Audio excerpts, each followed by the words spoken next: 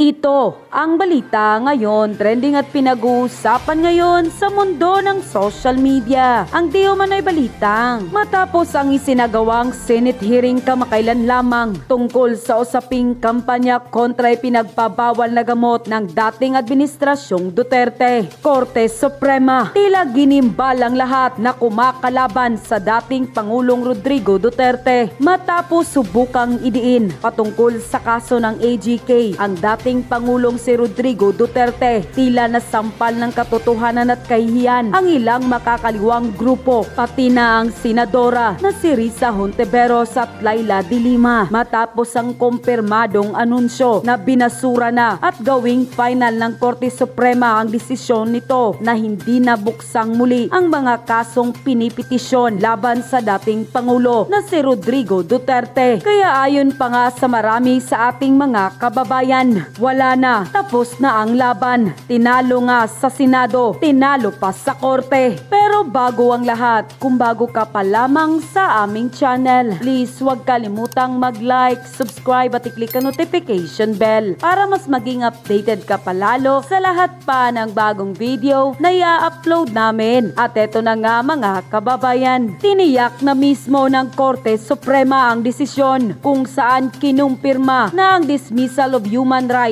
petition laban kay dating Pangulong Rodrigo Duterte ay tila hindi na ito maaring buksan pa ng kahit na sino. Ibinasura ng 14th Division of Court of Appeals noong June 28, 2018 ang mga petisyong inihain laban sa dating Pangulong Duterte patungkol sa tila pagkasawi ng mga kilalang aktivista di umano. Ayon mismo sa desisyon ng Korte Suprema, tapos na at hindi na kailangang buksan pa ang kasong ito dahil bukod sa nakalagay na sa Supreme Court books ang nasabing desisyon ng 14th Division, may mga datos na magpapatunay na mahina ang mga kasong isinampa laban sa dating administrasyong Duterte, kaya't naging final and executory ito noong April 29, 2024. Sinubukan pa ng grupong karapatan na i-revert ang nasabing desisyon ng Korte Suprema, ngunit hindi na ito pinahihintulutan pa ng pinakamataas na kapulungan dahil tapos na ang laban at tuluyan na nilang ibinasura ang mga kaso laban sa dating Pangulo na si Rodrigo Duterte. Ayon pa sa kumpirmadong balita na inilabas online ng Enquirer.net, dismissal of human rights petition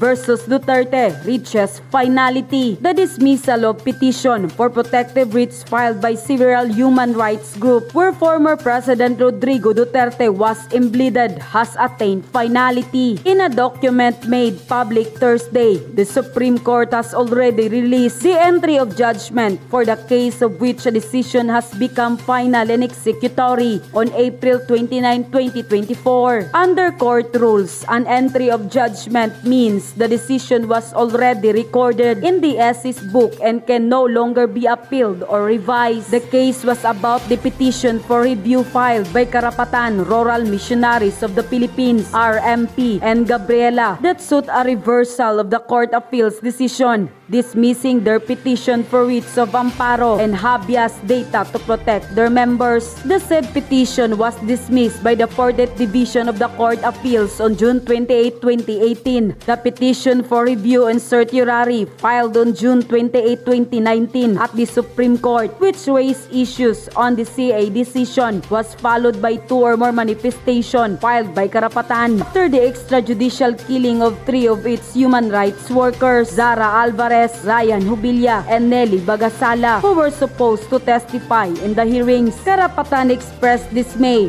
over the SC decision, unquote. Kaya tila nasampal ng kahihiyan ang mga ilang mambabatas, lalong-lalo na ang mga loyalistang hanggang ngayon ay bulag pa rin sa katotohanan. Tila nagkatotoo ang sinabi ng marami sa ating mga kababayan na Risa Hontiveros achieved nothing yesterday. Yun pa sa post ni Teo Moreno online. Christopher Ryan Mabulok teared up social media recently with a simple post. Risa Hontiveros achieved nothing yesterday. This statement gained traction for two reasons. First, either it struck a chord with those who see it as factual, garnering support for its perceived truth, or second, it triggered Risa Hontiveros' loyal supporters, leading lawyers and writers to use mental gymnastics in attempts to discredit him. Honestly, as someone who does not rely on others for validation, as I make my own money and travel the world independently, I'm indifferent to these people's professional backgrounds. What matters to me is the message that has resonated across the country. Risa Hontiveros achieved nothing yesterday. It's really funny to see how one statement activates Senator Risa Hontiveros supporters who rush to defend an idol with a little to show for the day's work. The product must be very defective, which is why they struggle to sell. The reaction shows how some assume they have a monopoly on knowledge yet feel challenged by a single simple observation.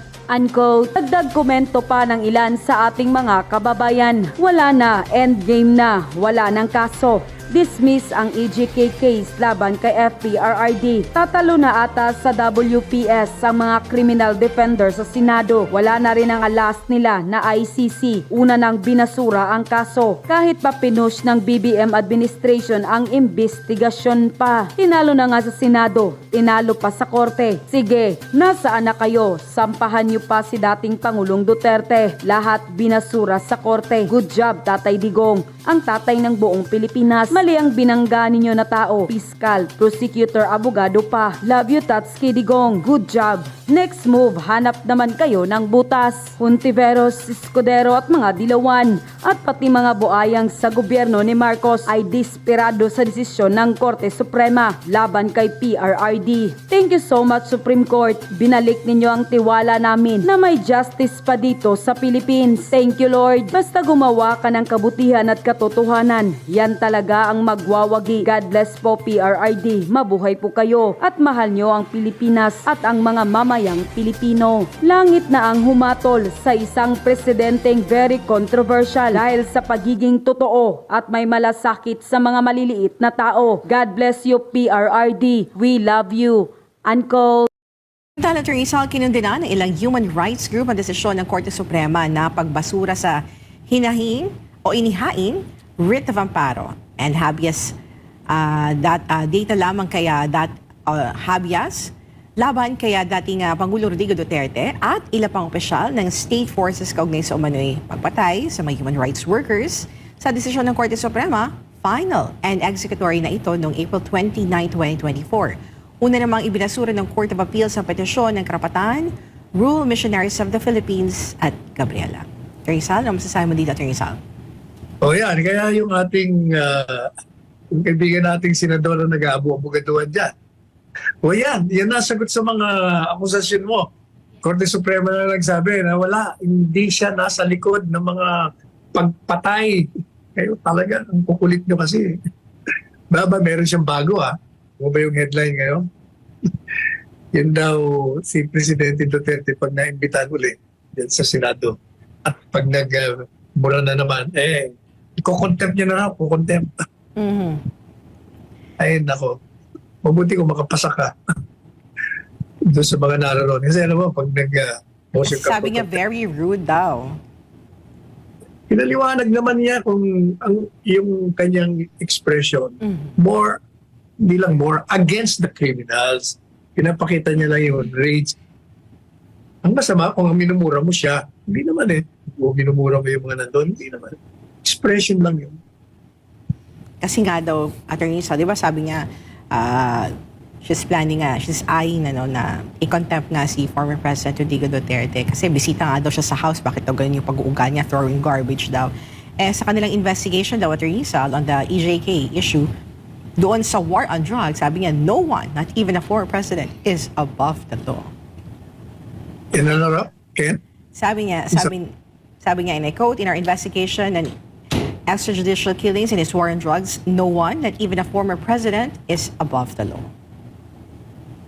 Kaya nga pinatutupad niya yung batas Talagang siya nagpapatupad ng batas, hindi kagaya ninyo, kagaya mo. kagaya mo, Senadora, may batas na sinasabi, ipagpapalagay na lahat ng inaakusahan ay inosente. Pero ang ginawa mo, pinaparada mo guilty lahat ng mga resource persons at inaakusahan mo, yan ang ginawa mo kay Pastor Kibuloy. Di ba? Yan ang ginawa mo kay Alice Go. O, yan ang ginagawa ninyo. Kayong mga naririyan, Itebes, Ibantag, at sa lahat pa. Hindi nyo nga, kayo nga ang above the law eh. Kung makapakulong kayo, hindi lang masagot ang mga tanong nyo, pinakukulong nyo. Pag hindi nyo type ang mga sagot, pinakukulong nyo. O yan ang above the law. Hindi nyo sinusunod ang batas. Mhm. And sinabi din niya, Attorney Sal, no, na tila daw na-hypnotize yung public during the 6 years stint ni former President Rodrigo Duterte. And they also, hinijack daw ni former President yung hearing, Attorney Sal, with his expletive-laden defense. Alam mo yung mga yan ang kagaya niya, yan ang mga bulag at mga bingi sa nagawang mga tagumpay na programa ng dating Presidente Duterte. Nagbubulag-bulagan sila, nagbibingi-bingi yan. Puro mga anti-Duterte nga yan. Kaya tingnan niyo nung tumakbo kayo, nung una kang tumakbo, binasura kayo lahat ng taong bayan.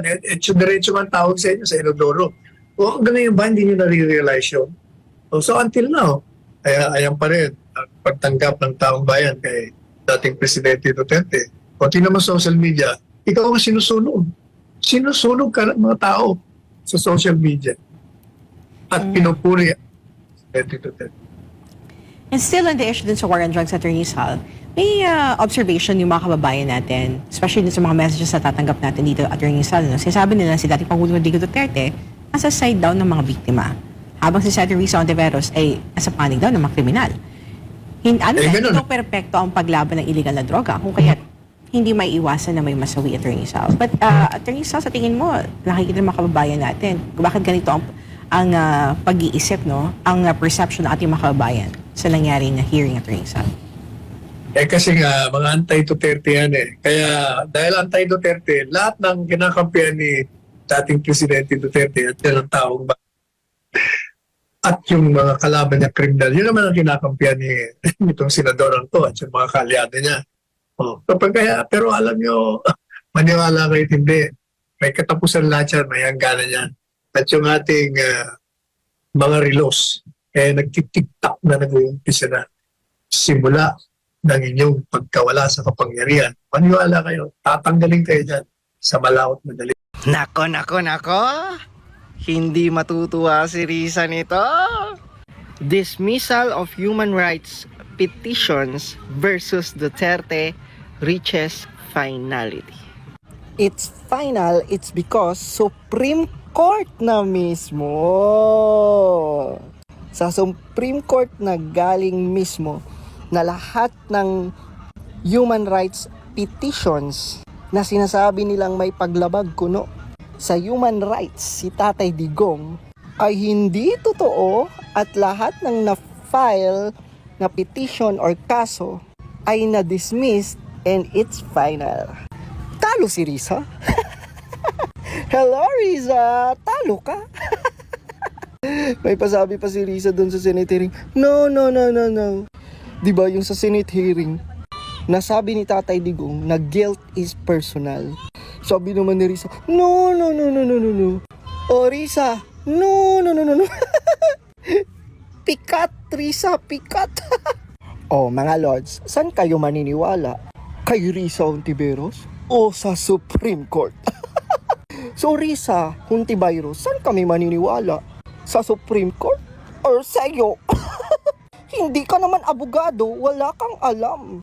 Ngayon, umiyak ka na lang. Kasi sa huli, talo ka. Magandang araw mga kaibigan. Good news po ang pag-usapan natin. Panalo si Pangulong Duterte sa Supreme Court yung human rights petition na naisampa laban sa kanya doon. Okay, ito sa Inquirer News headlines. Dismissal of human rights petition versus Duterte reaches finality. Final and executory na, sabi dito. Okay, the dismissal of petitions for protective writs filed by several human rights groups where former President Rodrigo Duterte was implemented has attained finality. Okay, so naipasok na po sa nag-release po ang Supreme Court ng pahayag o dokumento tungkol nito noong April 29, 2024. Ngayon lang nakuha sa media. Okay, so naipasok na itong desisyon na ito, yung final and executory, naipasok na sa entry of judgment, na ibig sabihin recorded na sa books of Supreme Court at hindi na ito pwedeng i-appeal. So, talagang iiyak na yung iiyak na naman alam nyo na, Risa Ontiveros, Leila de Lima. Ganito kasi may i-final na kaso nun, tong karapatan, yung mga leftist groups. So, idinamay nila si PRRD nung presidente pa siya. So, talo sila sa lower court. Pagdating sa Court of Appeals, talo pa rin sila. So, itong karapatan and other leftist groups nagpetition sa Supreme Court noong 2019. Okay, so after how many years? 5 years. Ito na, nagdesisyon na ang korte, final and executory, walang kinalaman, walang pananagutan si PRRD doon sa sinasabi na pagkamatay, yung alleged extrajudicial killings related sa kampanya niya noon laban sa bawal na gamot. So, good news. So, ito pa ngayon. Yung sinasabi na umamin ng presidente na may DDS, sige, pailan nyo ng kaso at handa naman ng presidente na harapin yung kaso. Mas maganda pa nga, gusto niya. Okay, so pasalamat tayo at unti-unti nang lumilinaw. Walang ginawang alleged extrajudicial killings panahon ng kampanya laban sa droga. At ito, napakagandang desisyon ito ng Supreme Court. Okay, so ito naman, pakinggan natin si Attorney Roque. Ito daw mga Quadcom, mga kongresista, hindi alam ang kanilang ginagawa, hindi nila alam yung separation of powers ng executive at saka legislative. Kasi ang ginagawa ng Quadcom, in aid of prosecution na, nagiging prosecutor na sila na dapat ito, trabaho ng Department of Justice. Sila na ang gumagawa. Pakinggan natin si Attorney Harry Roque. Parang yung pagpapatupad ngayon ng legislative contempt sa Pilipinas nagpapakita na yung ating mga mambabatas hindi naintindihan kung anong ibig sabihin ng separation of powers. Kaya nga, pati sa kanilang investigasyon, nalilito sila. Abay, yung isang kongresista, matapos ipagyabang yung kanilang paghahain na ang extrajudicial killings daw ay heinous crime at yung batas na completely banning pogos ay nagsabi, we are also in aid of prosecution. Mali. Yan nga po yung sinabi na ng hukuman doon sa kaso pa ng Bengzon, hindi po ang prosecution, trabaho yan ng ehekutibo. So kapag sinasabi mong in aid of prosecution, umaamin ka na ikaw ay walang jurisdiction sa iyong ginagawa.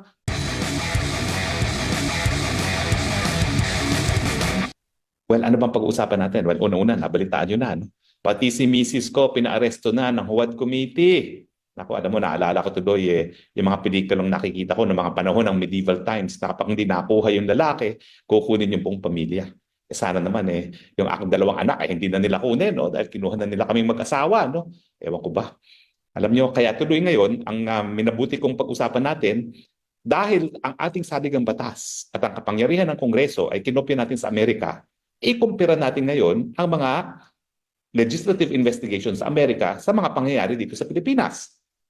Ang tanong, dahil kinopya lang naman natin ang probisyon ng American Constitution dito sa ating Kongreso, paano ba magkakaroon ng pagkakaiba?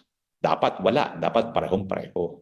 Pero ang unang-unang diferensya ng US Congress at ang Philippine Congress ngayon, pagamat merong kapangyarihan talaga na ang Kongreso na mag-cite in contempt para nga mapreserba yung institusyon, hindi sa pagpaparusa ha. Walang jurisdiksyon ng Kongreso na magparusa. Tanging hukuman lang ang pwedeng maglitis at magpataw ng parusa doon sa mga lumalabag sa batas. No? Ang dahilan kung bakit wala na ngayon nako-contempt sa US Congress, simple, walang kulungan. Now, nakikita natin yung Wad Committee, no? Na yung ilang mga resource persons, gaya ni Cassie Ong, pinadidetain doon sa penitentiary for women. Bakit hindi ginagawa yun ng mga Amerikano? Simple. Di ba meron tayong separation of powers? Ang mga kulungan, dalawang klase yan. Yung hindi pa napapatunayan nagkakasala na nasa ilalim ng DILG at yung mga napatunayan na nagkasala, yun yung Muntinlupa na nasa DOJ. Ang pagkakaiba niyan, yung DILG, yung mga kulungan ng mga linilitis pa, yan ay para magkaroon ng jurisdiction ng hukuman doon sa pagkatao ng nasasakdal unless sila ay nagpiyansa. At mapapansin natin na ito ay isang trabaho ng ehekutibo dahil ang mga local government units at saka ang BGMP ay nasa ilalim ng ehekutibo. Totoo po yan, nakikipagtulungan sila sa hudikatura. Pero kasi kung titignan mo, ang trabaho kasi ng BJMP ay yun nga na ipatupad yung batas at kapag nagkaroon ng arrest warrant na inisyo ang isang hukuman, yan po ay batas dahil nakasaad sa ating civil code na lahat ng desisyon ng ating hukuman ay kabahagi ng ating batas. Ang contempt order ba ng isang parte lamang ng Kongreso, okay? Isang kapulungan ng Kongreso, yung Kamara de Representante, yan ba'y batas? Hindi po. Dahil ang batas, ayon sa ating saligang batas, dumadaan sa tamang proseso. Dalawa pong kapulungan ang dapat mag-usap, mabalitaktakan sa lahat ng panukalang batas. At kinakailangan po yung parehong Kongreso at Senado magkasundo na ito nga ay gagawin nilang batas. Siyempre, dapat dumaan yan sa 3 readings. Pagkatapos, magkakaroon ng reconciliation kung magkaiba yung bersyon at lalagdaan ng presidente para maging batas. Kapag ang dumaan po proseso ay dun lamang sa isang kapulungan, hindi po yan batas. Kaya nga po nagpapasalamat naman ako dito kay bagong talagang Interior and Local Government Secretary John Vic Remulla na lininaw niya na wala po akong linabag na batas. Ang linabag ko po, ako ay nakontempt ng Congress. Pero wala po akong linabag na batas at sa tingin niya, sa tingin ko rin, hindi ako pugante. Dahil ang pugante ay mga lumalabag lamang sa batas. At finally, sisitahin ko na yung si Lola na nasakdal dahil nga kumuha daw ng pera sa mga drug lords sa Muntinlupa nung siya ay nakaposisyon para gamitin sa kanyang pagtakbo sa Senado. No? Madam, pigil ka na dyan. Ako hindi ko na nga pinupuntirya. Nag-congratulate ka na ba doon sa estudyante mong na talaga bilang justice? O ang sinasabi mo palagi ay hindi mo maalala. Kalokohan po yan. Ako meron akong isang naging estudyante na talagang Justice of the Court of Appeals, si Justice Carinal. That is a source of pride sa lahat ng law professors. So hindi po ako naniniwala na hindi mo maalala na naging estudyante mo siya. Alam mo na ang pinag-uusapan ko. But in any case, kaya wag niyang ipilit na kinakailangan daw humarap ako sa proseso dahil gaya ng ginawa niya. In the first place, di naman ako nasasakdal nga sa kahit anong paglabag sa batas. Siya ang linabag niya, heinous crime, yung trafficking in prohibited drugs. Ako naman, contempt, refusal to present documents na sinusupina at saka yung misis ko ngayon, refusal to attend. Napakalaking pagkakaiba naman po yan para ikumpira mo yung sarili mo sa akin. Ayaw ko na sanang pansinin ito dahil alam ko, KSP naman yung lolang yan at panahon ng eleksyon, abay sumasakay doon sa usapin na tungkol sa akin. Pero ayan po, malinaw po ha. Wala po tayong basehan ng comparison dahil kayo po ay nasakdal sa paglabag sa batas, ako po ay hindi. At yun na nga mga kababayan, ano na ang masasabi mo? Kung mayroon kayong hinaingat komento patungkol sa balitang ito, please comment down below. Pag-uusapan natin yan sa comment section. At kung nagustuhan nyo ang video, ay huwag kalimutang mag-like at i-share na din para mas marami pang makaalam at umabot ito sa marami sa ating mga kababayan. Maraming salamat po!